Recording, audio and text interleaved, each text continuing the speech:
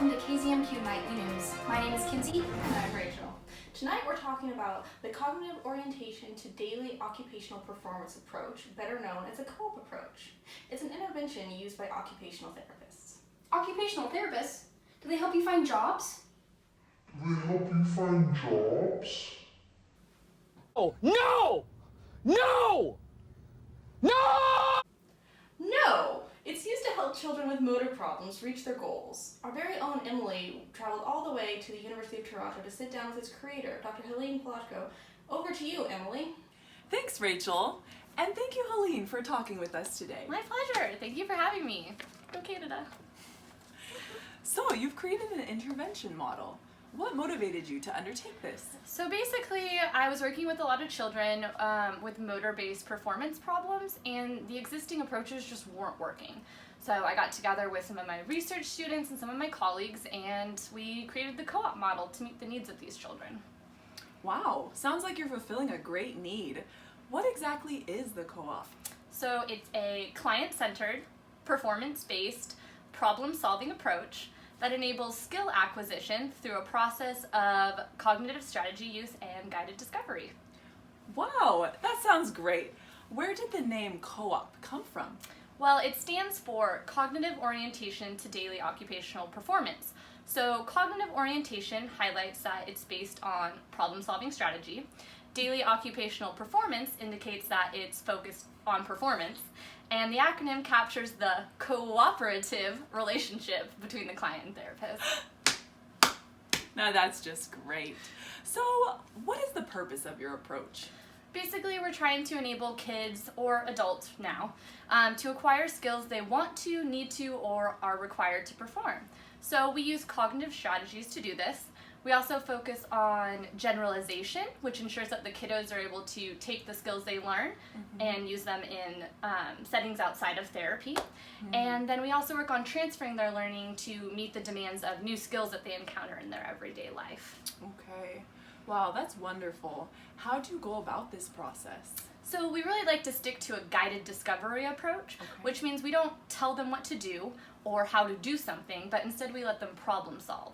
So we'll provide hints, coaching, feedback, modeling, all those kind of things to help them find a solution. And there are 4 principles of guided discovery that we really like to stick to. So 1 is one thing at a time, 2, ask, don't tell, 3, coach, don't adjust, and 4, make it obvious. And then of course we have our global problem solving strategy of goal, plan, do, check. But truly the best way to understand how this works in practice is to see it in action.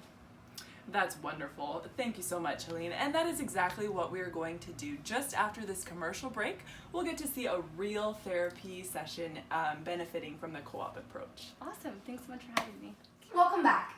Now over to Sherry for the weather. Thanks, Kinsey. Looks like we got lots of snow. Get ready for snow days, kiddos. Frustrated with lengthy interviews and complicated questionnaires? Want to use the co-op approach but don't know what tool to use? Use the Canadian Occupational Performance Measure. It's an easy-to-use guided interview that identifies importance, performance, and satisfaction in self-care, productivity, and leisure. It's also approved to use with the co-op. Buy the manual and 100 measures for only $55. And call within the next 15 minutes and we'll throw in an activity card sort for free. The co-op seems like an incredible tool. Let's see how it's used in real life. Monica went to a real therapy session. Let's go to that. Hi, Lucy! Miss Megan! Hi, thanks, Mom. Of course. Come on in, have Lucy. Go ahead and take a seat. How are you doing today? Good. So it looks like from this daily activity log, the activity card sort, and the COPA, that we found out you had 3 goals last week, right? Yep. Okay. Do you remember what the most important one was? Getting dressed so I can go play outside with my friends! That's right. That's great. I love that goal. So using the PQRS, we observed your performance of getting dressed last week. And it looks like we saw you needed some work on putting your coat on, getting your gloves on, and what was the last thing? Putting my boots on. Yeah! That's right. Now we are going to do something called goal, plan, do, check. Can you say Goal. that? Plan, do, check. Yeah!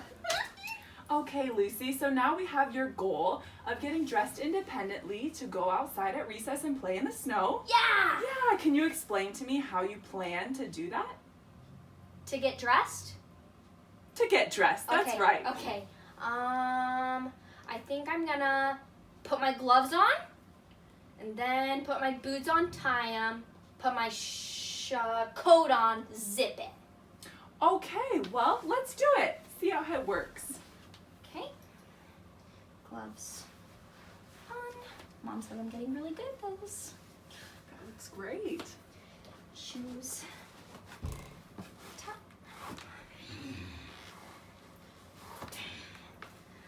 Duh! Isn't this working?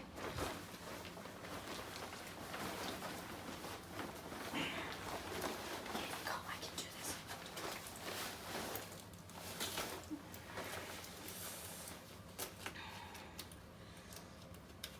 Ah!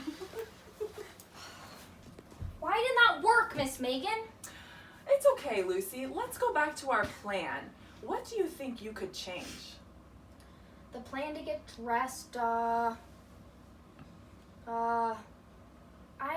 was so hard to tie my shoes. Yeah? What did you have trouble with tying your shoes? They were just so slippery, like, it's because I had my gloves on first. Oh, that's a really great reflection, Lucy. So what do you think you could do to get your gloves on, get your shoes on instead? So gloves, so I shouldn't do the gloves first. So maybe I should put my boots on, tie them, coat on, zip it, and then put my gloves on. That sounds great. Let's give it a try. Okay.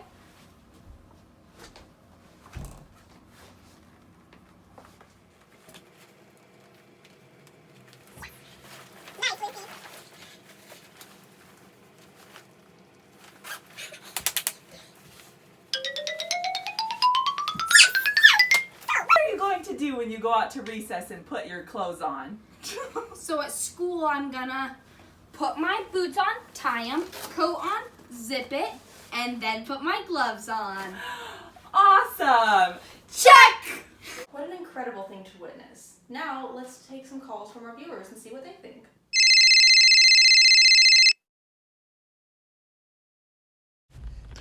Why am I paying the therapist if my kid is solving their own problems? Sounds like this co-op business is a complete scam.